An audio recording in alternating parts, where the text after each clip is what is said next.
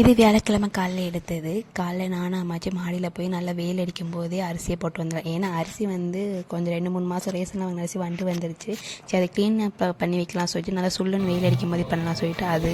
அப்புறம் சோபா நல்லா பாலிஷாக இருக்குது. முன்னாடி பக்கம் பின்னாடி பக்கம் அவ்வளோ டஸ்ட்டாக இருந்துச்சு. அதை தட்டி விட்டுட்டு அப்படி மிளகா அப்படியும் தீர்ந்து போச்சு. அதையும் போய் வெயிலில் காய வச்சுட்டு வர சரியான வெயில் ஆயிடுச்சு. 10 மணிக்கு இந்த மாதிரி வேர்க்க ஆரம்பிச்சிருச்சு.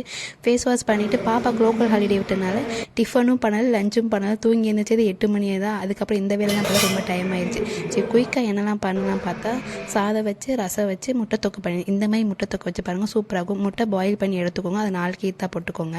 நல்லெண்ணெய் விட்டு சோமு பொரிஞ்சதுக்கப்புறம் 2 பெரிய வெங்காயம், 2 பச்சை மிளகாய், இஞ்சி பூண்டு பேஸ்ட்டு சேர்த்து நல்லா வதங்கி எடுத்துட்டு அதுக்கப்புறம் தக்காளி கருவேப்பிலை வாசனைக்கு சேர்த்து அதையும் வதக்கிட்டு உப்பு, தனி மிளகாத்தூள், மல்லித்தூள், கொஞ்சம் மஞ்சள்தூள் மட்டும் சேர்த்து கொஞ்சம் சாட்டே செமி கிரேவியாக பண்ணுங்கள், சூப்பராக இருக்கும். நீங்கள் ட்ரை பண்ணிட்டு எப்படி சொல்லுங்கள். நெக்ஸ்ட் ஒரு வீடியோ பார்க்கலாம்.